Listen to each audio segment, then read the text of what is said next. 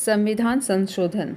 कोई भी संविधान कितना भी सोच समझकर क्यों न बनाया जाए, उसमें समय, काल एवं परिस्थितियों के अनुसार संशोधन करना ही पड़ता है। भारतीय संविधान नम्यता एवं अनम्यता का मिश्रण है। इसमें संशोधन का प्रावधान किया गया है। भारतीय संविधान के भाग 20 के अंतर्गत अनुच्छेद 368 में संसद को संविधान संशोधन की शक्ति प्रदान की गई है। भारतीय संविधान में 3 प्रकार से संशोधन किया जा सकता है। पहला साधारण बहुमत द्वारा, दूसरा विशेष बहुमत द्वारा तथा तीसरा विशेष बहुमत तथा राज्यों के अनुमोदन से। संविधान में संशोधन के लिए विधेयक संसद के किसी भी सदन में प्रस्तुत किया जा सकता है। संविधान संशोधन विधेयक भारतीय संसद के दोनों सदनों द्वारा अलग अलग विशेष बहुमत से पारित होना आवश्यक है। राष्ट्रपति का निर्वाचन एवं उसकी प्रक्रिया, संसद में राज्यों का प्रतिनिधित्व, संघ और राज्यों के मध्य विधायी शक्तियों का विभाजन एवं 7वीं अनुसूची की कोई भी सूची, माल और सेवा कर, जीएसटी परिषद संबंधी प्रावधान, अनुच्छेद 279 क, संघ व राज्य की कार्यपालिका शक्ति का विस्तार, सर्वोच्च न्यायालय एवं उच्च न्यायालयों संबंधी प्रावधान, संविधान संशोधन की संसद की शक्ति और उसकी प्रक्रिया आदि ऐसे विषय हैं जिस पर संवैधानिक संशोधन के लिए संसद के विशेष बहुमत के साथ साथ कम से कम आधे राज्यों के विधानमंडल द्वारा संपुष्टि आवश्यक है।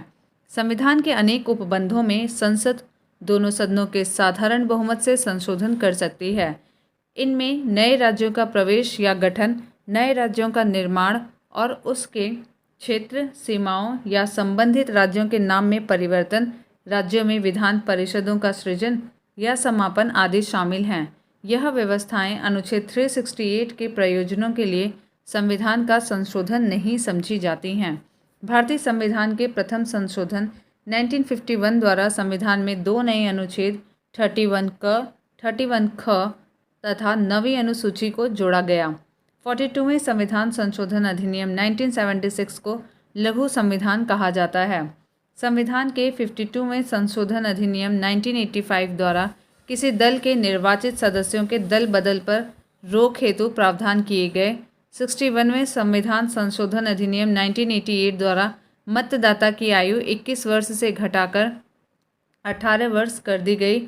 86वें संविधान संशोधन अधिनियम 2002 द्वारा जोड़े गए नए अनुच्छेद 21 क में 6 से 14 वर्ष के सभी बच्चों के लिए निःशुल्क एवं अनिवार्य शिक्षा का अधिकार उपबंधित किया गया है। 91वें संविधान संशोधन अधिनियम 2003 द्वारा मंत्रिपरिषद के आकार को सीमाबद्ध करते हुए केंद्र में प्रधानमंत्री एवं राज्यों में मुख्यमंत्री सहित मंत्रियों की कुल संख्या लोकसभा अथवा विधानसभा की सदस्य संख्या के अधिकतम 15% तक, राज्यों में किंतु 12 से कम नहीं निर्धारित की गई है। 69वें संविधान संशोधन अधिनियम 1991 द्वारा दिल्ली को राष्ट्रीय राजधानी क्षेत्र का दर्जा दिया गया। 97वें संविधान संशोधन अधिनियम 2011 द्वारा सहकारी समितियों को संवैधानिक दर्जा प्रदान किया गया है। 100वां संविधान संशोधन अधिनियम भारत बांग्लादेश सीमा समझौते के क्रियान्वयन से संबंधित है। 101वां संविधान संशोधन अधिनियम 2016 जीएसटी से संबंधित है। 102वां संविधान संशोधन अधिनियम 2018 राष्ट्रीय पिछड़ा वर्ग आयोग को संवैधानिक दर्जा देने तथा 103वां संविधान संशोधन अधिनियम सामान्य श्रेणी के आर्थिक रूप से पिछड़े लोगों को सरकारी नौकरियों तथा शिक्षा में 10% आरक्षण देने से संबंधित है।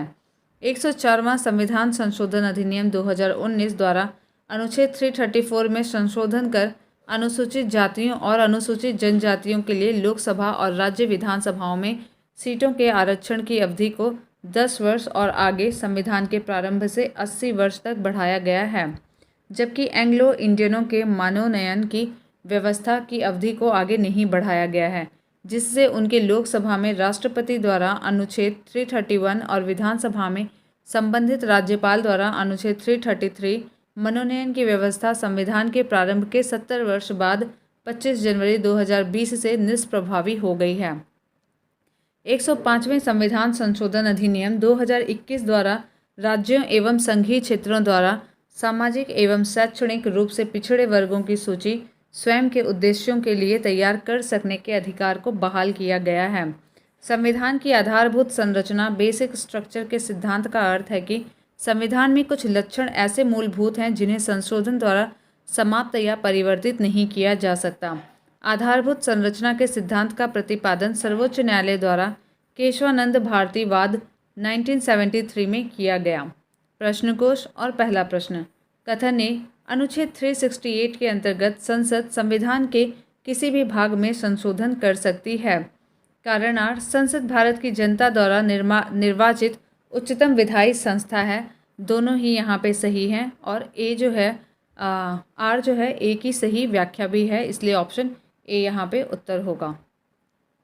ऑप्शन ए एक्सप्लेनेशन, अनुच्छेद 368 के अनुसार इस संविधान में किसी बात के होते हुए भी संसद अपनी संविधायी शक्ति का प्रयोग करते हुए इस संविधान के किसी उपबंध का परिवर्तन या निरसन के रूप में संशोधन इस अनुच्छेद में अधिकथित प्रक्रिया के अनुसार कर सकेगी। संसद भारत की जनता द्वारा निर्वाचित उच्चतम विधायी संस्था है, इसी कारण संविधान में संशोधन का यह अधिकार संसद को प्राप्त है। अतः कथन और कारण दोनों सही है तथा कारण कथन की स्पष्ट व्याख्या है, अतः विकल्प ए सही उत्तर है। क्वेश्चन नंबर 2, निम्न विधेयकों में से किस एक का भारतीय संसद के दोनों सदनों द्वारा अलग अलग विशेष बहुमत से पारित होना आवश्यक है? संविधान संशोधन विधेयक, ऑप्शन डी। संसद की संविधान संशोधन की शक्ति और उसकी प्रक्रिया संविधान के अनुच्छेद 368 में वर्णित है। अनुच्छेद 368 के अनुसार संविधान संशोधन विधेयक का भारतीय संसद के दोनों सदनों द्वारा अलग अलग विशेष बहुमत से पारित होना आवश्यक है, अर्थात कुल सदस्यों के आधे से अधिक और उपस्थित एवं मतदान करने वाले सदस्यों के 2/3 बहुमत से इसका पारित होना आवश्यक है। क्वेश्चन नंबर 3, भारतीय संविधान में किस अनुच्छेद के प्रावधानों के अंतर्गत संशोधन किया जा सकता है? ऑप्शन ए 368, अनुच्छेद 368। क्वेश्चन नंबर 4, भारत के संविधान के किस अनुच्छेद में उसके संशोधन की प्रक्रिया दी गई है? तो ये है ऑप्शन सी, अनुच्छेद 368। क्वेश्चन नंबर 5, संविधान में संशोधन की पहल की जा सकती है संसद के किसी एक सदन में? Option D. भारत के संविधान में संशोधन की प्रक्रिया को संसद के किसी भी एक सदन, राज्यसभा या लोकसभा में इस प्रयोजन के लिए विधेयक पुनः स्थापित करके प्रारंभ किया जा सकता है, किसी भी सदन में। इसका उल्लेख संविधान के अनुच्छेद 368(2) में किया गया है, किंतु संशोधन के लिए प्रत्येक सदन के सदस्यों के विशेष बहुमत की आवश्यकता होती है। भारत के संविधान में संशोधन की प्रक्रिया को दक्षिण अफ्रीका के संविधान से लिया गया है।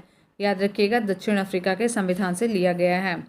क्वेश्चन नंबर 6, भारतीय संविधान में संशोधन के लिए विधेयक लाया जा सकता है या तो लोकसभा में या तो राज्यसभा में, किसी भी एक सदन में। तो यहाँ पे ऑप्शन सी आंसर हो जाएगा। क्वेश्चन नंबर 7, निम्नलिखित कथनों पर विचार कीजिए। भारतीय संविधान में कोई संशोधन लाने का उपक्रम किया जा सकता है लोकसभा द्वारा, राज्यसभा द्वारा, राज्य विधानमंडलों द्वारा, राष्ट्रपति द्वारा। तो यहाँ पे पहला और दूसरा दोनों सही होगा, लोकसभा और राज्यसभा इनमें से किसी के भी द्वारा। तो ऑप्शन डी 1 और 2। क्वेश्चन नंबर 8, भारत के संविधान के अनुच्छेद 368(2) के उपबंध के तहत यदि कोई विधेयक भारत की संसद द्वारा पारित होने के पश्चात राजस्थान विधानसभा के पास संकल्प द्वारा अनुसमर्थन के लिए आता है तो विधानसभा संकल्प पारित कर सकती है, बी विधानसभा संकल्प अस्वीकार कर सकती है, सी ऐसे संकल्प में कोई संशोधन प्रस्तावित नहीं किया जा सकता। ए, बी, सी तीनों ही सही हैं। ऑप्शन डी ए, बी, सी। भारत के संविधान के अनुच्छेद 368(2) के परंतु के उपबंधों के तहत वर्णित संविधान के कतिपय प्रावधानों में संशोधन करने हेतु विधेयक के भारत की संसद के प्रत्येक सदन द्वारा अपेक्षित बहुमत से पारित होने के पश्चात उसे राष्ट्रपति की अनुमति के लिए प्रस्तुत किए जाने से पूर्व यह आवश्यक है कि कम से कम आधे राज्य विधानमंडलों द्वारा उस विधेयक को अनुसमर्थित किया जाए। आधे राज्य यदि विधेयक को अपनी संस्तुति देते हैं तो औपचारिकता पूरी हो जाती है। राजस्थान विधानसभा समेत कोई भी विधानसभा संकल्प को पारित कर सकती है या अस्वीकार कर सकती है। ऐसे संकल्प में विधानसभा द्वारा कोई संशोधन प्रस्तावित नहीं किया जा सकता है।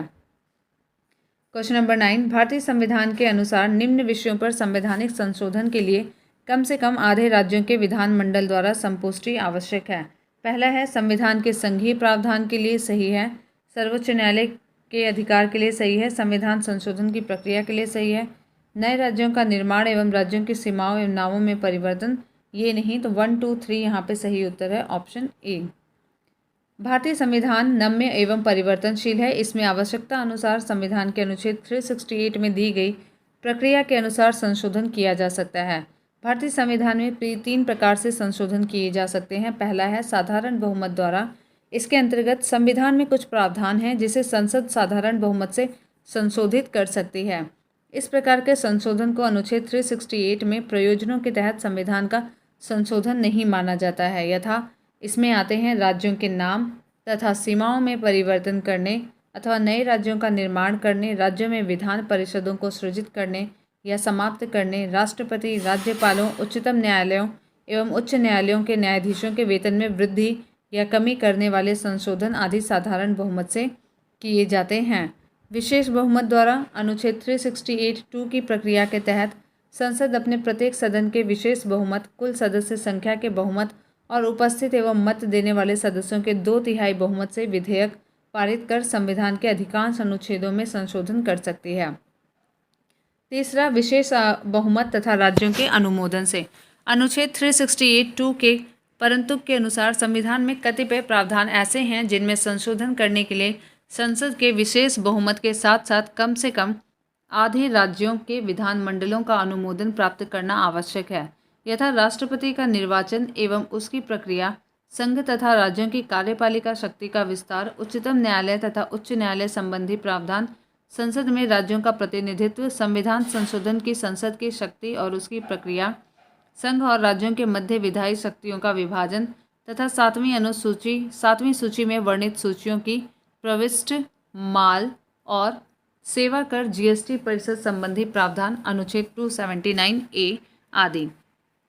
क्वेश्चन नंबर 10, निम्नलिखित में से कौन कौन से विषय हैं जिन पर कम से कम आधे राज्यों के विधानमंडलों के अनुसमर्थन से ही संवैधानिक संशोधन संभव है? राष्ट्रपति का निर्वाचन, संसद में राज्यों का प्रतिनिधित्व, 7वीं अनुसूची में कोई सूची, किसी राज्य की विधान परिषद की समाप्ति। 1, 2, 3 यहाँ पे सही उत्तर है 1, 2, 3। 1, 2, 3 ऑप्शन ए। क्वेश्चन नंबर 11, निम्नलिखित कथनों पर विचार कीजिए। भारत के संविधान में संशोधन केवल लोकसभा में एक विधेयक की पुनः स्थापना द्वारा ही प्रारंभ किया जा सकता है। यदि ऐसा संशोधन संविधान के संघीय चरित्र में परिवर्तन की मांग करता है तो संशोधन का अनुसमर्थन भारत के सभी राज्यों के विधानमंडल द्वारा किया जाना भी आवश्यक है। तो इसका उत्तर है न तो 1 न तो 2, दोनों ही सही नहीं है, ऑप्शन डी। संविधान के अनुच्छेद 368(2) के अनुसार संविधान संशोधन विधेयक संसद के किसी सदन में पुनर्स्थापित किया जा सकेगा, अतः कथन 1 गलत है। संघीय चरित्र में परिवर्तन से संबंधित संशोधन कम से कम आधे राज्यों के विधानमंडलों द्वारा अनुसमर्थित होना चाहिए, न कि सभी राज्य विधानमंडलों द्वारा। अनुच्छेद 368(2) का परंतुक है, अतः कथन 2 भी गलत है। क्वेश्चन नंबर 12, संवैधानिक संशोधन प्रक्रिया के संदर्भ में कौन कौन सा सुमेलित नहीं है? केंद्र और राज्यों की कार्यपालिका शक्ति का विस्तार, सर्वोच्च न्यायालय और उच्च न्यायालय, राष्ट्रपति का निर्वाचन, राष्ट्रपति की योग्यता, राष्ट्रपति के पदों की शर्तें, राष्ट्रपति का कार्यकाल, केंद्र व राज्यों के मध्य विधायी शक्तियों का बंटवारा, संसद में राज्यों का प्रतिनिधित्व। तो यहाँ पे उत्तर है डी, चौथा, पाँचवां और छठवां। आइए देखते हैं चौथा, पाँचवां और छठवां। राष्ट्रपति की योग्यता, चौथा राष्ट्रपति के पद की शर्तें और छठवां राष्ट्रपति का कार्यकाल, ये इसमें मेंशन नहीं है। राष्ट्रपति की योग्यता, राष्ट्रपति के पद की शर्तें और राष्ट्रपति का कार्यकाल जैसे विषय विशेष संवैधानिक संशोधन प्रक्रिया कम से कम आधे राज्यों के विधानमंडलों के अनुसमर्थन के साथ के अंतर्गत नहीं आते हैं। इनमें कोई भी परिवर्तन संसद द्वारा बगैर राज्यों के अनुसमर्थन के किया जा सकता है। अगला प्रश्न, क्वेश्चन नंबर 13, उस स्थिति में जबकि लोकसभा द्वारा पारित किसी संविधान संशोधन विधेयक को उच्च सदन ने अस्वीकार कर दिया हो तब विधेयक अंतिम रूप से समाप्त हो जाता है। ऑप्शन ए यहाँ पे सही उत्तर है, विधेयक अंतिम रूप से समाप्त हो जाता है। एक्सप्लेनेशन, संविधान संशोधन विधेयक संसद के दोनों सदनों द्वारा अलग अलग विशेष बहुमत से स्वीकृत किया जाना आवश्यक है। किसी एक सदन द्वारा पारित होने तथा फिर दूसरे सदन द्वारा अस्वीकृत होने अर्थात दोनों सदनों में असहमति की स्थिति में विधेयक अंतिम रूप से समाप्त हो जाएगा, क्योंकि संविधान संशोधन के प्रस्ताव पर विचार करने के लिए संसद के दोनों सदनों की संयुक्त बैठक की संविधान में कोई व्यवस्था नहीं है। क्वेश्चन नंबर 14, संविधान संशोधन से संबंधित निम्नलिखित कथनों पर विचार कीजिए। अनुच्छेद 368 में संविधान संशोधन की 2 विधियों का उल्लेख है। संविधान संशोधन विधेयक केवल लोकसभा में ही प्रारंभ किया जा सकता है। संविधान संशोधन विधेयक पर संसद के दोनों सदनों के बीच विवाद की दिशा में दोनों सदनों की संयुक्त बैठक आहूत की जा सकती है। राष्ट्रपति संविधान संशोधन विधेयक पर निषेधाधिकार का प्रयोग नहीं कर सकता है। तो यहाँ पे पहला और चौथा जो है वो सही है, बी, पहला और चौथा सही है। संविधान के अनुच्छेद 368(2) के तहत संविधान संशोधन की 2 विधियां दी गई हैं। पहला, प्रत्येक सदन की कुल सदस्य संख्या के बहुमत तथा उपस्थित और मत देने वाले सदस्यों के कम से कम 2/3 बहुमत द्वारा, और दूसरा, इस प्रकार पारित संशोधन विधेयक के कम से कम आधे राज्य विधानमंडलों के अनुसमर्थन द्वारा। संविधान संशोधन विधेयक संसद के किसी भी सदन में प्रारंभ किया जा सकता है। दोनों सदनों में विवाद की स्थिति में संयुक्त बैठक का प्रावधान संविधान संशोधन विधेयक के संबंध में नहीं है। साथ ही संविधान संशोधन विधेयक पर राष्ट्रपति को अनुमति देनी होगी, उसे निषेधाधिकार प्राप्त नहीं है। अगला प्रश्न 15, संविधान संशोधन करने के विधेयक को वीटो करने की राष्ट्रपति की शक्ति सहमति देनी होगी शब्द से स्थानापन्न करके किस संशोधन द्वारा छीन ली गई थी? तो ये 24वां संशोधन द्वारा छीन ली गई थी, ऑप्शन सी। संविधान 24वां संशोधन अधिनियम 1971 द्वारा अनुच्छेद 368 के खंड 2 में संशोधन करके संसद के दोनों सदनों द्वारा पारित संविधान संशोधन विधेयकों को वीटो कर सकने की राष्ट्रपति की शक्ति को छीन लिया गया।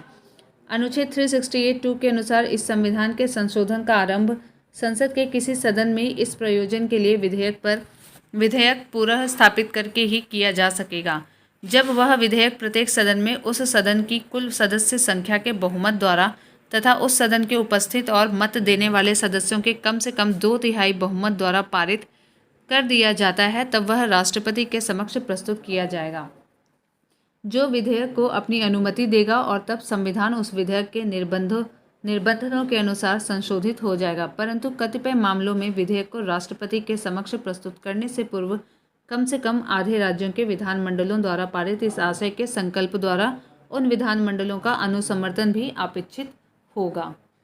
क्वेश्चन नंबर 16, भारत के संविधान के अनुच्छेद 368 के संबंध में कौन सा कथन सही है? पहला, 24वां संविधान संशोधन अधिनियम 1971 के द्वारा अनुच्छेद 368 संशोधित किया गया था। दूसरा, 101वां संविधान संशोधन अधिनियम 2016 के द्वारा अनुच्छेद 368 संशोधित किया गया था। यहाँ पे दोनों ही कथन सही हैं, ऑप्शन सी। 24वें संविधान संशोधन अधिनियम 1971 के द्वारा भाग 20 के संविधान के संशोधन संबंधी अनुच्छेद 368 में संविधान में संशोधन करने की प्रक्रिया के साथ संविधान का संशोधन करने की संसद की शक्ति जोड़ी गई तथा राष्ट्रपति को संसद द्वारा पारित संविधान संशोधन विधेयक पर स्वीकृति देने हेतु बाध्य बनाया गया। इसके अतिरिक्त इसी संशोधन से अनुच्छेद 368 में खंड 3 के तहत यह प्रावधानित किया गया है कि अनुच्छेद 13 की कोई बात इस अनुच्छेद के अधीन किए गए किसी संशोधन को लागू नहीं होगी। 101वें संविधान संशोधन अधिनियम 2016 द्वारा अनुच्छेद 368 के खंड 2 के परंतुक के भाग क के अनुच्छेदों में अनुच्छेद 279 क को शामिल कर माल और सेवा कर परिषद संबंधी संवैधानिक प्रावधानों में संशोधन हेतु कम से कम आधे राज्यों के विधान मंडलों का अनुसमर्थन भी अपेक्षित किया गया। अगला प्रश्न, क्वेश्चन नंबर 17, भारतीय संविधान के लिए प्रथम संशोधन विधेयक अमेंडमेंट बिल लाया गया था 1951 में। ऑप्शन बी, भारतीय संविधान के लिए प्रथम संशोधन विधेयक 10 मई 1951 को संसद में प्रस्तुत किया गया था तथा यह पारित होकर जून 1951 में अधिनियमित हुआ था। प्रथम संविधान संशोधन अधिनियम 1951 द्वारा अनुच्छेद 15, 19, 85, 87, 174, 176, 341, 342, 372, 376 में संशोधन किया गया तथा 2 नए अनुच्छेदों अनुच्छेद 31 क एवं अनुच्छेद 31 ख और 9वीं अनुसूची को संविधान में जोड़ा गया। क्वेश्चन नंबर 18, संविधान का प्रथम संशोधन जो वर्ष 1951 में पारित हुआ निम्न में से किससे संबंधित था? कुछ राज्यों में किए गए कृषि एवं कृषि भूमि संबंधी सुधारों के संरक्षण से। Option C. भारतीय संविधान के प्रथम संशोधन 1951 द्वारा संविधान में 2 नए अनुच्छेदों 31 क एवं 31 ख तथा 9वीं अनुसूची को शामिल किया गया ताकि कुछ राज्यों में कृषि एवं कृषि भूमि संबंधी सुधारों के संरक्षण हेतु बनाए गए भूमि सुधार कानूनों को चुनौती न दी जा सके। क्वेश्चन नंबर 19, भारतीय संविधान में 9वीं अनुसूची परिवर्धित हुई प्रथम संशोधन द्वारा। Option A. Question number 20, Bharat के उच्चतम न्यायालय के न्यायाधीश की आयु ऐसे प्राधिकारी द्वारा और ऐसी रीति से अवधारित की जाएगी जिसका संसद विधि द्वारा उपबंध करे अंतः स्थापित किया गया है 15वें संविधान संशोधन द्वारा। Option A. 15वें संविधान संशोधन 1965 के द्वारा अंतः स्थापित अनुच्छेद 124 2A के तहत प्रावधान किया गया है कि भारत के उच्चतम न्यायालय के न्यायाधीश की आयु ऐसे प्राधिकारी द्वारा जो ऐसी रीति से अवधारित की जाएगी जिसका संसद विधि द्वारा उपबंध करे। अगला प्रश्न है 21, भारतीय रियासतों के शासकों के विशेष अधिकारों और प्रिवी पर्सों की समाप्ति कब की गई? तो ये की गई थी 1971 में। Option D. इंदिरा गांधी के प्रधानमंत्रित्व काल में वर्ष 1971 में अधिनियमित 26वें संविधान संशोधन अधिनियम द्वारा संविधान के अनुच्छेद 363 को देशी राज्यों के शासकों को दी गई मान्यता की समाप्ति और प्रिवी पर्सों का अंत अंतः स्थापित कर तथा अनुच्छेद 291 शासकों के प्रिवी पर्सों की राशि एवं अनुच्छेद 362 देशी राज्यों के शासकों के अधिकार और विशेषाधिकार का निरसन कर भारतीय रियासतों के शासकों के विशेष अधिकारों और प्रिवी पर्सों की समाप्ति की गई। क्वेश्चन नंबर 22, निम्नांकित संवैधानिक संशोधनों को सुमेलित कीजिए। यहाँ पे एक बार आप इसे ध्यान से देख लीजिए, हम डायरेक्ट इसके आंसर को एक्सप्लेन करेंगे। उसके अकॉर्डिंग उत्तर होगा डी और एक्सप्लेनेशन देखते हैं। सही सुमेल इस प्रकार है। 13वां संशोधन नागालैंड से संबंधित है। 18वां संशोधन राज्य को पुनर्परिभाषित किया गया है। 39वां संशोधन राष्ट्रपति, उपराष्ट्रपति, स्पीकर और प्रधानमंत्री के चुनाव को चुनौती नहीं दी जा सकती। 52वां संशोधन, ये इंपॉर्टेंट है, दल बदल अधिनियम। क्वेश्चन नंबर 23, सूची 1 को सूची 2 के साथ सुमेलित कीजिए। नीचे दिए गए कोड से सही उत्तर को चुनिए। यहाँ पे आप एक बार इसे ध्यान से देख लीजिए, हम इस सूचियों को आगे चल के मिलाते हैं। उत्तर सी आएगा। एक्सप्लेनेशन देखते हैं। सही सुमेल इस प्रकार है। सूची 1, न्यायिक पुनरीक्षण शक्ति का परिसीमन 38वें संविधान संशोधन 1975 के द्वारा, संपत्ति के अधिकार को मौलिक अधिकारों से हटाया जाना 44वां संविधान संशोधन 1978 द्वारा, मताधिकार की आयु 21 वर्ष से 18 वर्ष घटाया जाना 61वां संविधान संशोधन 1988 द्वारा, उद्देशिका में पंथ निरपेक्ष शब्द का जोड़ा जाना 42वां संविधान संशोधन 1976। क्वेश्चन नंबर 24, सूची 1 को सूची 2 के साथ सुमेलित कीजिए और सूचियों के नीचे दिए गए कोड का प्रयोग कर सही उत्तर चुनिए। सूची 1 को सूची 2 के साथ यहाँ पे सुमेलित करके एक बार आप यहाँ पे देख लीजिए। हम सीधा इसके एक्सप्लेनेशन को देखते हैं। उत्तर ए आएगा। एक्सप्लेनेशन देखते हैं। सही सुमेल इस प्रकार है। 69वां संविधान संशोधन दिल्ली को राष्ट्रीय राजधानी का दर्जा देता है। 75वां संविधान संशोधन राज्य स्तरीय किराया अधिकरणों की स्थापना करता है। 80वां संविधान संशोधन 10वें वित्त आयोग की सिफारिशों को स्वीकारता है। 83वां संविधान संशोधन अरुणाचल प्रदेश में पंचायतों में अनुसूचित जातियों हेतु कोई आरक्षण नहीं है क्योंकि वहां इनकी प्रभावकारी संख्या नहीं है। यहाँ का समाज आदिवासी समाज है। क्वेश्चन नंबर 25, यहाँ पे भी सुमेल करना है। एक बार संवैधानिक संशोधन का प्रावधान और संवैधानिक संशोधन का क्रमांक यहाँ पे दिया हुआ है। एक बार आप इसे ध्यान से देख लीजिए। अब हम इसे आगे एक्सप्लेनेशन में देखते हैं।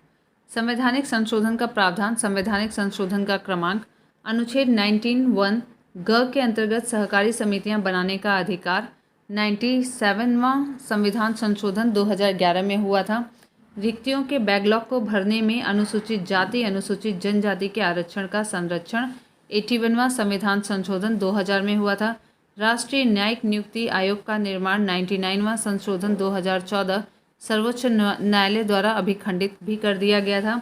मंत्रिपरिषद के आकार को परिमित करना। 91वां संविधान संशोधन 2003।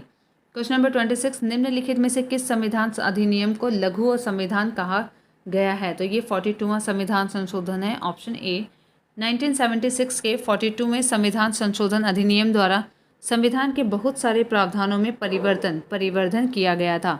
अनेक प्रावधान जोड़े गए थे, इसलिए इसे लघु संविधान की संख्या दी गई।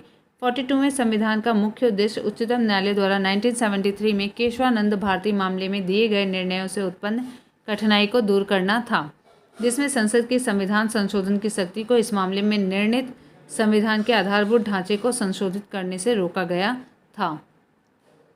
क्वेश्चन नंबर 27, निम्नलिखित में से कौन सा एक संवैधानिक संशोधन मौलिक कर्तव्यों से संबंधित है? तो ये है ऑप्शन ए 42वां संविधान संशोधन। भारतीय संविधान में मौलिक कर्तव्यों का समावेश 42वें संवैधानिक संशोधन अधिनियम 1976 द्वारा स्वर्ण सिंह समिति की सिफारिश पर किया गया। इनका वर्णन भारतीय संविधान के भाग 4 क के अंतर्गत अनुच्छेद 51 क में किया गया है। आरंभ में मौलिक कर्तव्यों की संख्या 10 थी, किंतु वर्तमान में 86वें संविधान संशोधन 2002 से इनकी संख्या 11 है। इन्हें मूलतः सोवियत संघ के संविधान से लिया गया है। क्वेश्चन नंबर 28, निम्नलिखित कथनों पर विचार कीजिए। भारत के संविधान के 44वें संशोधन द्वारा लाए गए एक अनुच्छेद ने प्रधानमंत्री के निर्वाचन को न्यायिक पुनर्विलोकन के परे कर दिया। दूसरा, भारत के संविधान के 99वें संशोधन को भारत के उच्चतम न्यायालय ने अभिखंडित कर दिया क्योंकि यह न्यायपालिका की स्वतंत्रता का अतिक्रमण था। तो दूसरा वाला सही है, केवल बी। वर्ष 1975 में 39वें संविधान संशोधन अधिनियम द्वारा संविधान में अनुच्छेद 329 क को जोड़कर राष्ट्रपति, उपराष्ट्रपति, प्रधानमंत्री और लोकसभा अध्यक्ष के निर्वाचन को न्यायिक पुनर्विलोकन से परे कर दिया गया था, जिसे 44वें संविधान संशोधन 1978 द्वारा निरसित कर दिया गया। अतः कथन एक असत्य है। 99वें संविधान संशोधन अधिनियम 2014 द्वारा उच्चतम न्यायालय एवं उच्च न्यायालयों में न्यायाधीशों की नियुक्ति तथा उच्च न्यायालय के न्यायाधीशों के स्थानांतरण के लिए राष्ट्रीय न्यायिक नियुक्ति आयोग के गठन का प्रावधान किया गया था, जिसे अक्टूबर 2015 में दिए गए अपने निर्णय में उच्चतम न्यायालय ने न्यायपालिका की स्वतंत्रता का उल्लंघन मानते हुए असंवैधानिक करार दिया। अतः कथन 2 सही है। क्वेश्चन नंबर 29, राष्ट्रीय न्यायिक नियुक्ति आयोग से संबंधित कौन से संविधान संशोधन अधिनियम को उच्चतम न्यायालय की संविधान पीठ ने असंवैधानिक घोषित किया था? तो ये था 99वां संविधान संशोधन अधिनियम, ऑप्शन सी।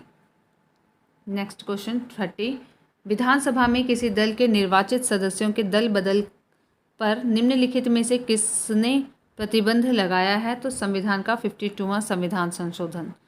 संविधान के 52वें संविधान संशोधन 1985 के माध्यम से संविधान में 10वीं अनुसूची जोड़कर इसके तहत किसी दल के निर्वाचित सदस्यों के दल बदल पर रोक लगाई गई।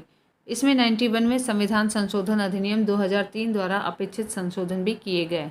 क्वेश्चन नंबर 31, निम्न संविधान संशोधनों में से किस एक के द्वारा पहली बार संविधान में दल बदल विरोधी प्रावधान किया गया है? तो ये था 52वां संविधान संशोधन, ऑप्शन सी। संविधान का 52वां संशोधन संबंधित है दल बदल से, option A. Question number 33, Bharat में राजनीतिक दलों से दल बदल की बुराई को किस संशोधन के अंतर्गत अधिनियमित किया गया है? तो ऑप्शन ए 52वें संविधान संशोधन द्वारा। क्वेश्चन नंबर 34, भारतीय संविधान के प्राधिकृत हिंदी पाठ को निम्नलिखित संविधान संशोधनों में से किसके द्वारा प्रकाशित करने के लिए अधिकृत किया गया है? तो ये 58वां संविधान संशोधन 1987 द्वारा। भारतीय संविधान के प्राधिकृत हिंदी पाठ को 58वें संविधान संशोधन अधिनियम 1987 द्वारा प्रकाशित करने के लिए अधिकृत किया गया है। इस अधिनियम द्वारा संविधान के भाग 22 के शीर्षक में संक्षिप्त नाम प्रारंभ के बाद हिंदी में प्राधिकृत है पाठ को जोड़ा गया तथा अनुच्छेद 394 क को अंतः स्थापित कर राष्ट्रपति को संसद के मूल पाठ का अब तक किए गए संशोधनों सहित हिंदी में अनुवाद प्राधिकृत पाठ का प्रकाशित करने का प्राधिकार दिया गया। क्वेश्चन नंबर 35, निम्न में से कौन सा एक मतदाता आयु घटाने से संबंधित संविधान संशोधन है? तो ये था 61वां संविधान संशोधन, ऑप्शन ए। 61वां संविधान संशोधन अधिनियम 1988 द्वारा संविधान के अनुच्छेद 326 में संशोधन कर मताधिकार की आयु को 21 से घटाकर 10 वर्ष किया गया था, जो कि 28 मार्च 1989 से प्रभावी हुआ। कौन से संविधान, क्वेश्चन नंबर 36, कौन से संविधान संशोधन अधिनियम द्वारा मतदान की आयु को 21 वर्ष से घटाकर 18 वर्ष किया गया था? तो ये ऑप्शन सी है 61वां संविधान संशोधन। क्वेश्चन नंबर 37, निम्न संविधान संशोधनों में से किस एक के अंतर्गत दिल्ली नेशनल कैपिटल क्षेत्र बना था? तो ये बना था 69वां संविधान संशोधन। संविधान के 69वें संशोधन अधिनियम 1991 1 फरवरी 1992 से प्रभावी द्वारा दिल्ली को राष्ट्रीय राजधानी क्षेत्र नेशनल कैपिटल टेरिटरीज यानी एनसीआर का दर्जा दिया गया तथा इसे राज्य संघ क्षेत्र की श्रेणी में कायम रखते हुए इसके लिए एक विधानसभा और उसके प्रति उत्तरदायी मंत्रिपरिषद का प्रावधान किया गया। क्वेश्चन नंबर 38, भारत के संविधान का निम्नलिखित में से कौन सा एक संशोधन संघ शासित प्रदेश दिल्ली को दिल्ली राष्ट्रीय राजधानी क्षेत्र में संपरिवर्तित करता है? 69वां संविधान संशोधन, ऑप्शन ए। नेक्स्ट क्वेश्चन 69वां के बाद 39वां क्वेश्चन, भारतीय संविधान का 79वां संशोधन संबंधित है लोकसभा और राज्य विधानसभाओं में अनुसूचित जातियों अनुसूचित जनजातियों के आरक्षण से। अब वो आरक्षण हट गया। 79वें संविधान संशोधन 1999 द्वारा अनुच्छेद 334 में संशोधन कर लोकसभा और राज्य विधानसभाओं में अनुसूचित जातियों और अनुसूचित जनजातियों के लिए आरक्षण और एंग्लो इंडियंस के मनोनयन की व्यवस्था की अवधि को 10 वर्षों के लिए बढ़ाया गया था, जिसे 95वें संविधान संशोधन 2009 द्वारा पुनः 10 वर्षों के लिए बढ़ा दिया गया था। संविधान 104वां संशोधन अधिनियम 2019 के द्वारा लोकसभा और राज्यसभा की विधानसभाओं में अनुसूचित जाति और अनुसूचित जनजाति के आरक्षण को पुनः 10 वर्षों संविधान के प्रारंभ से 80 वर्ष तथा 25 जनवरी 2030 तक के लिए बढ़ाया गया है। तथापि एंग्लो इंडियंस के मनोनयन की व्यवस्था को आगे न बढ़ाते हुए निष्प्रभावी कर दिया गया है। क्वेश्चन नंबर 40, अनुसूचित जातियों और अनुसूचित जनजातियों के लिए एक लोकसभा और राज्य विधानसभाओं में सीटों के आरक्षण का प्रावधान किस संविधान संशोधन में किया जाता है? तो ये है 79वां संविधान संशोधन, ऑप्शन डी। भारत संविधान का 93वां संशोधन विधेयक संबंधित है सरकारी नौकरियों 6 से 14 वर्ष के बीच के सरकारी भर्तियों में महिलाओं के लिए हाल ही में गठित राज्यों को और अधिक संसदीय स्थानों के आवंटन से, यानी कि यह संबंधित है 6 से 14 वर्ष के बीच की आयु के बच्चों को निःशुल्क और अनिवार्य शिक्षा से। संविधान का 93वां संशोधन विधेयक 2001 6 से 14 वर्ष के बीच की आयु के बच्चों के लिए निःशुल्क और अनिवार्य शिक्षा के प्रावधान के लिए संसद में पेश किया गया था, जो कि अधिनियमित होने के बाद 86वें संविधान संशोधन अधिनियम 2002 के रूप में जाना जाता है। इसके द्वारा मूल अधिकारों के तहत अनुच्छेद 21 क को अंतः स्थापित किया गया तथा राज्य नीति के निर्देशक तत्वों के तहत अनुच्छेद 45 को प्रतिस्थापित किया गया है और मूल कर्तव्यों में एक नया खंड 51 क ट जोड़ा गया है। इस संशोधन विधेयक 86वें संविधान संशोधन अधिनियम 2002 के रूप में अधिनियमित हुआ है। 86वें संशोधन द्वारा प्रस्तावित शिक्षा का अधिकार किस वर्ष से लागू किया गया है? तो ये है 2010 से, option 10। Question number option D, 86वें संविधान संशोधन अधिनियम 2002 द्वारा प्रस्तावित शिक्षा का अधिकार 1 अप्रैल 2010 से लागू किया गया। इस संविधान संशोधन द्वारा भारतीय संविधान में मौलिक अधिकारों के तहत अनुच्छेद 21 के बाद अनुच्छेद 21 क ए जोड़कर 6 से 14 आयु वर्ग के सभी बच्चों के लिए निःशुल्क एवं अनिवार्य शिक्षा के अधिकार का प्रावधान किया गया है। इस अधिनियम को 12 दिसंबर 2002 को राष्ट्रपति की अनुमति मिली और इसे इसी दिन केंद्र सरकार के गजट में अधिसूचित किया गया, लेकिन इसमें प्रस्तावित शिक्षा के अधिकार को वर्ष 2009 में संसद द्वारा अधिनियमित और निःशुल्क और अनिवार्य शिक्षा का बच्चों का अधिकार अधिनियमित है। इस संविधान संशोधन ने शिक्षा के अधिकार प्रदान करने वाले एक नया अनुच्छेद 21A संविधान में जोड़ा है, तो ये है ऑप्शन ए। क्वेश्चन नंबर 44, अनुसूचित जाति और अनुसूचित जनजाति के संयुक्त राष्ट्रीय आयोग को किस संशोधन के अंतर्गत 2 अलग अलग निकायों में बांटा गया है? तो ये है ऑप्शन सी, 89वां संशोधन, ऑप्शन सी। 89वां संविधान संशोधन 2003 द्वारा अनुसूचित जाति और अनुसूचित जनजाति के संयुक्त राष्ट्रीय आयोग को 2 अलग अलग निकायों में बांटा गया है और तदनुसार भारतीय संविधान के अनुच्छेद 338 और 338 क में क्रमशः राष्ट्रीय अनुसूचित जाति आयोग और राष्ट्रीय अनुसूचित जनजाति आयोग की व्यवस्था की गई है। क्वेश्चन नंबर 45, निम्नलिखित में से संविधान संशोधन अधिनियम में से किस एक में यह प्रावधान है कि केंद्र और किसी राज्य में मंत्रिपरिषद का आकार क्रमशः लोकसभा के सदस्यों की कुल संख्या एवं उस राज्य की विधानसभा के सदस्यों की कुल संख्या के 15% से अधिक नहीं होगा? ये है 91वां संविधान संशोधन ऑप्शन ए। वर्ष 2003 तक मंत्रिपरिषद में मंत्रियों की संख्या के संबंध में संविधान में कोई उल्लेख नहीं था। यह प्रधानमंत्री या मुख्यमंत्री के विवेक पर निर्भर था, किंतु वर्ष 2003 में अधिनियमित 91वां संविधान संशोधन अधिनियम के द्वारा संविधान के अनुच्छेद 75 तथा अनुच्छेद 164 में संशोधन करके केंद्र में प्रधानमंत्री एवं राज्यों में मुख्यमंत्री सहित मंत्रियों की कुल संख्या लोकसभा अथवा विधानसभा की सदस्य संख्या के अधिकतम 15% तक तथापि राज्यों में 12% से कम नहीं निर्धारित की गई है। इस संशोधन के द्वारा 10वीं अनुसूची में भी संशोधन किए गए हैं तथा 10वीं अनुसूची के तहत निहित सदन के किसी सदस्य को मंत्री पद के लिए भी निहित किया गया है। क्वेश्चन नंबर 46, संविधान के किस संशोधन के द्वारा केंद्रीय मंत्रियों की संख्या लोकसभा के कुल सदस्यों के 15% पर सीमित कर दी गई है? तो ये ऑप्शन है 91वां संशोधन। क्वेश्चन नंबर 47, निम्नलिखित में से भारतीय संविधान के संशोधनों में कौन कौन संशोधन केंद्रीय मंत्रिमंडल के आकार को सीमित करता है? तो यहाँ पे भी 91वां संविधान संशोधन, ऑप्शन बी। क्वेश्चन नंबर, संविधान के किस संशोधन के अंतर्गत अन्य पिछड़ा वर्ग को शिक्षण संस्थाओं में प्रवेश हेतु 27% का आरक्षण दिया गया है? तो यहाँ पे है 93वें संविधान संशोधन द्वारा। संविधान के 93वें संविधान संशोधन अधिनियम 2005 के अंतर्गत अन्य पिछड़ा वर्ग को शिक्षण संस्थानों में प्रवेश हेतु 27% का आरक्षण दिया गया है। इस संशोधन अधिनियम के द्वारा संविधान के अनुच्छेद 15 में खंड 5 जोड़ा गया। इस संशोधन के तहत प्रावधान किया गया है कि इस अनुच्छेद 15 या अनुच्छेद 19(1)(g) की कोई बात राज्य को नागरिक के किन्हीं सामाजिक और शैक्षणिक रूप से पिछड़े वर्गों की उन्नति के लिए या अनुसूचित जाति या अनुसूचित जनजाति के लिए, जहाँ तक ऐसे विशेष उपबंध उनके शिक्षा संस्थानों में प्रवेश से संबंधित हैं, जिसके अंतर्गत निजी शिक्षा संस्थाएं भी हैं, चाहे राज्य द्वारा सहायता प्राप्त हो या बिना सहायता प्राप्त हो, जो अनुच्छेद 31 में निर्दिष्ट अल्पसंख्यक वर्ग के शिक्षण संस्थानों से भिन्न हैं, विधि द्वारा या कोई विशेष उपबंध बनाने से निवारित नहीं करेंगी। क्वेश्चन नंबर 49, 2012 में भारत के संविधान में होने वाले 97वें संशोधन का सरोकार किस विषय से है? तो ये है सहकारी संस्थाओं के गठन का कार्य संचालन, ऑप्शन बी। 12 जनवरी 2012 को राष्ट्रपति की स्वीकृति मिलने के बाद 97 में संविधान संशोधन अधिनियम 2011 को अधिसूचित किया गया।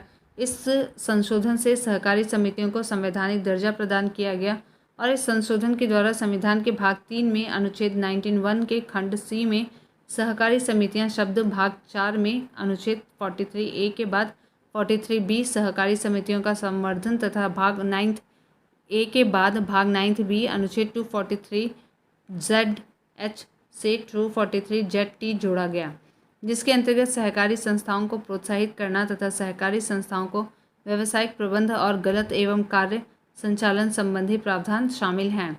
क्वेश्चन नंबर 50, निम्नलिखित में से भारतीय संविधान के किस संशोधन द्वारा अनुच्छेद 19(1)(c) में सहकारी समितियां शब्द जोड़ा गया है? तो 97वां संविधान संशोधन 2011। क्वेश्चन नंबर 51, भारतीय संविधान के अनुच्छेद 243ZJ के अनुसार सहकारी समिति के निदेशकों की अधिकतम संख्या हो सकती है 21, ऑप्शन ए। भारतीय संविधान के अनुच्छेद 243ZJ के अनुसार सहकारी समिति के बोर्ड में उतनी संख्या में निदेशक होंगे जितने राज्य विधानमंडल द्वारा विधि बनाकर उपबंधित किया जाए, परंतु सहकारी सोसाइटी के निदेशकों की अधिकतम संख्या 21 से अधिक नहीं होगी। उल्लेखनीय है कि 97वें संविधान संशोधन अधिनियम 2011 द्वारा संविधान में सहकारी समितियों से संबंधित प्रावधान शामिल किए गए हैं। क्वेश्चन नंबर 52, निम्नलिखित में से कौन सा संविधान संशोधन अधिनियम गुड्स एंड सर्विस टैक्स का प्रावधान करता है? तो यहाँ पे ऑप्शन होगा 101वां संविधान संशोधन अधिनियम 2016, ऑप्शन डी। एक्सप्लेनेशन, 101वां संविधान संशोधन अधिनियम 2016 माल और सेवा कर goods and services tax GST का प्रावधान करता है। इस अधिनियम के विभिन्न प्रावधान सितंबर 2016 में प्रभावी हुए थे तथा भारत में माल और सेवा कर का शुभारंभ 1 जुलाई 2017 को किया गया था। क्वेश्चन नंबर 53, सूची 1 को सूची 2 के साथ सुमेलित करना है। यहाँ पे सूची 1 में अधिनियम है और सूची 2 में संशोधन है। एक बार आप इसे ध्यान से यहाँ देख लीजिए और उसके बाद हम इसे एक्सप्लेनेशन में देखेंगे इसके आंसर को। सही सुमेल इस प्रकार से है।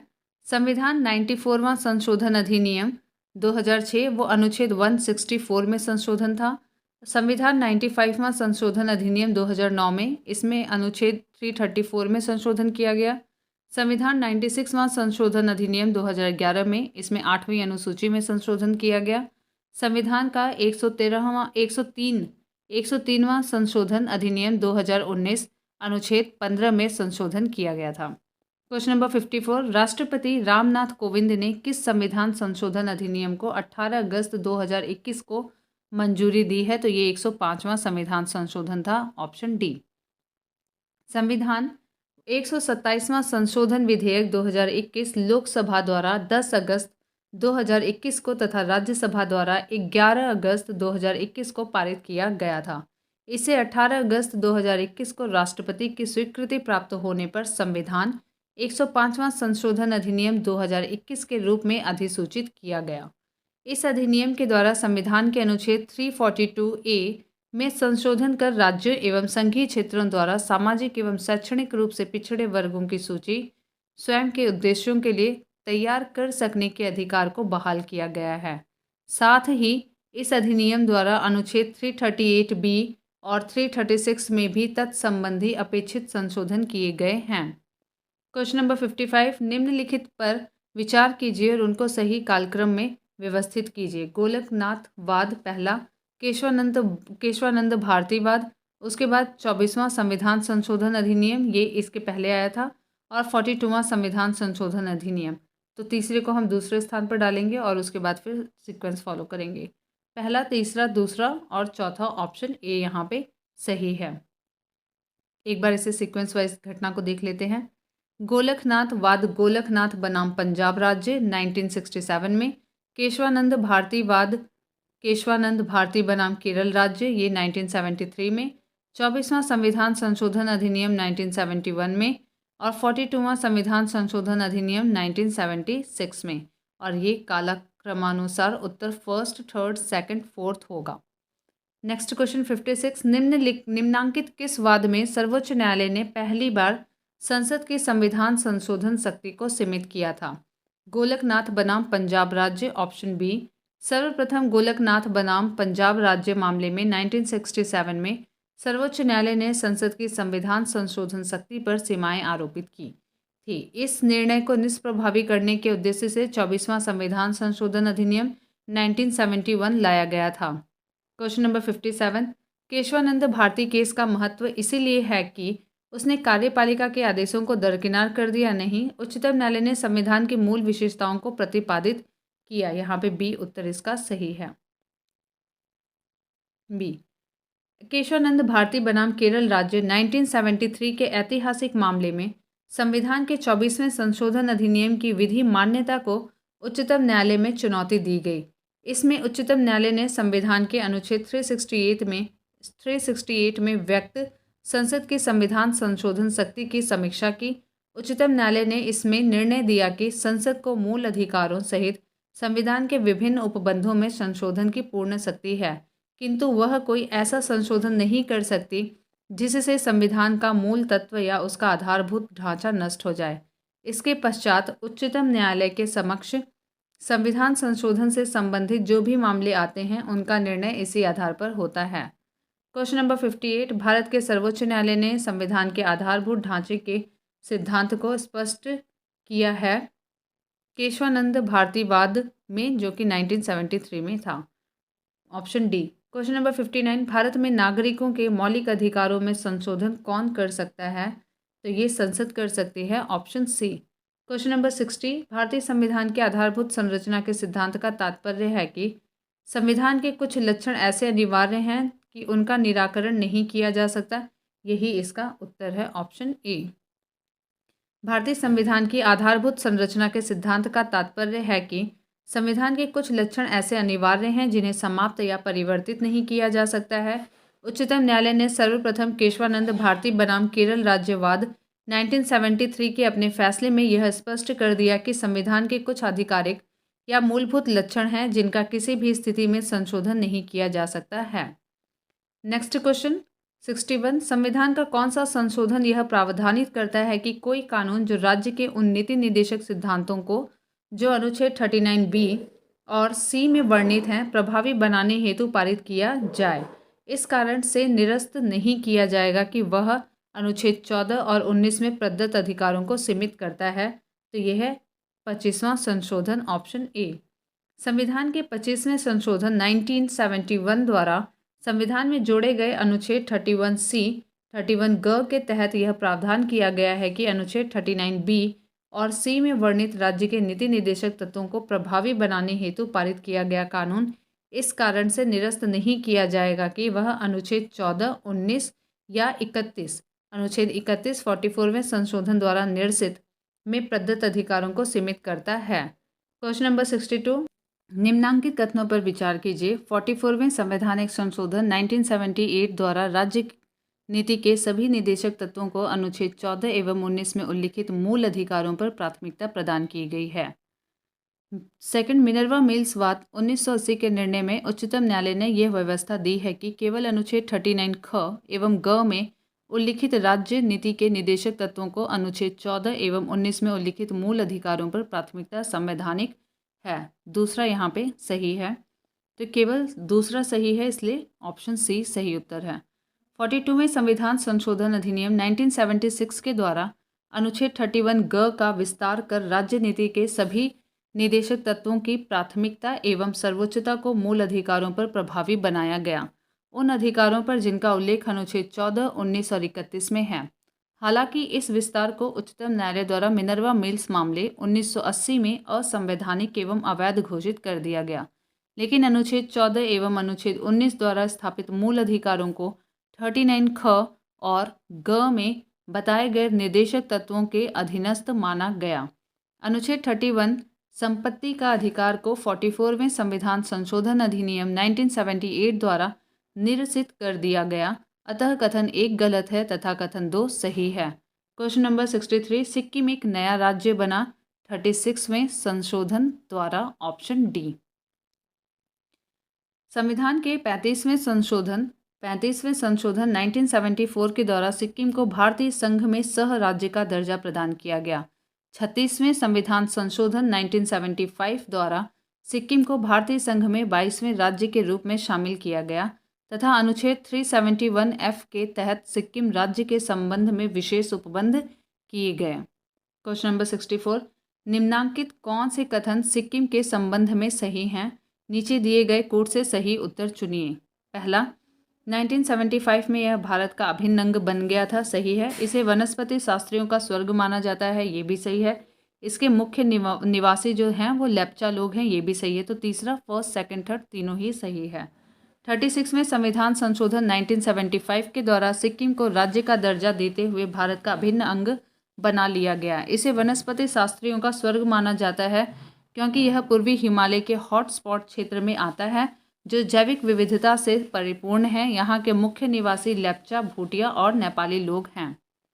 क्वेश्चन नंबर 65, निम्न में से किस एक संवैधानिक संशोधन द्वारा मिजोरम को राज्य का दर्जा दिया गया है? तो यह है 53वां संशोधन, ऑप्शन ए। 53वें संविधान संशोधन 1986 द्वारा मिजोरम को भारतीय संघ में पूर्ण राज्य का दर्जा प्रदान किया गया तथा अनुच्छेद 371G के तहत मिजोरम राज्य के संबंध में विशेष उपबंध किए गए। 20 फरवरी 1987 को मिजोरम भारतीय संघ का 23वां राज्य बना। क्वेश्चन नंबर 66, संविधान 98वां संशोधन विधेयक किससे संबंध है? तो ये राष्ट्रीय न्यायिक आयोग का गठन से संबंधित है, ऑप्शन बी। संविधान का 98वां संशोधन विधेयक उच्चतर न्यायालयों के न्यायाधीशों की नियुक्ति एवं उच्च न्यायालयों के न्यायाधीशों के स्थानांतरण के संबंध में प्रक्रिया हेतु राज्य सरकार के कार्यकाल में तत्कालीन कानून मंत्री अरुण जेटली द्वारा वर्ष 2003 में लोकसभा में प्रस्तुत किया गया था। इसमें राष्ट्रीय न्यायिक आयोग NJC की स्थापना हेतु प्रावधान किए गए थे। हालांकि मई 2004 में 13वीं लोकसभा के भंग होने के कारण यह विधेयक व्यपगत हो गया था। अगला प्रश्न 67, भारत में 2013 तक कितने संविधान संशोधन का क्रियान्वयन हो चुका है? तो ये करंट के अकॉर्डिंग क्वेश्चन था और उस समय तक 98 हो चुका था, ऑप्शन डी। भारत में मई 2013 तक 98 संविधान संशोधनों का क्रियान्वयन हो चुका था, जबकि अब तक यानी कि ये अगस्त 2021 तक का डाटा है, भारतीय संविधान में 105 संविधान संशोधन का क्रियान्वयन हो चुका है। करंट में कितना हुआ है इसे आप कमेंट सेक्शन में बताएंगे।